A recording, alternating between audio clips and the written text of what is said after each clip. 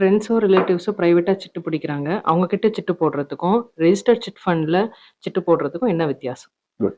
ஒன்று registered chits, இன்னொன்று unregistered chit இல்லைங்களா? ரெஜிஸ்டர்ட் சிட்டுங்கிறது சிட் ஃபண்ட்ஸ் ஆக்ட் ஆஃப் 1982 சட்டத்திட்டங்களுக்கு உட்பட்டு நடத்துகிற சிட்டு அது. இதுதான் முறைப்படி செய்கின்ற சீட்டு. இன்னொன்று சட்ட விரோதமாக செயல்படுகிற ஒரு அமைப்பு. அந்த சீட்டுங்கிற வார்த்தையை கூட அங்கே யூஸ் பண்ணக்கூடாது. சட்ட விதிகளுக்கு உட்பட்டு நடத்துகிற சிட் ஃபண்ட்ஸ் இருக்கு இல்லைங்களா, ரெஜிஸ்டர்ட் சிட் ஃபண்ட்ஸ், இவங்க எல்லாருமே ஸ்டேட் கவர்மெண்ட்டால் கண்காணிக்கப்படுறாங்க.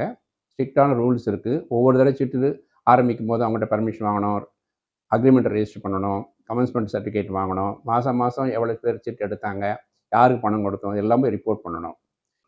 ப்ரைவேட்டில் அவங்க நல்லவங்களா கெட்டவங்களாங்கிறதுக்கு நம்ம போக விரும்பலை. அங்கே சேஃப்டி உங்களுக்கு இல்லைங்கிறது தான் முக்கியம். ஏன்னா சம்டைம்ஸ் நடத்துகிறவங்க எதை தப்பு பண்ணலாம், இல்லை கட்டுறவங்களை கூட ஒரு 4-5 பேர் கட்ட முடியாமல் தவறிட்டாங்கன்னா அவங்களோட சேர்ந்து சீட்டு நடத்துகிறவரும் ஃபெயில் ஆயிடுவார்.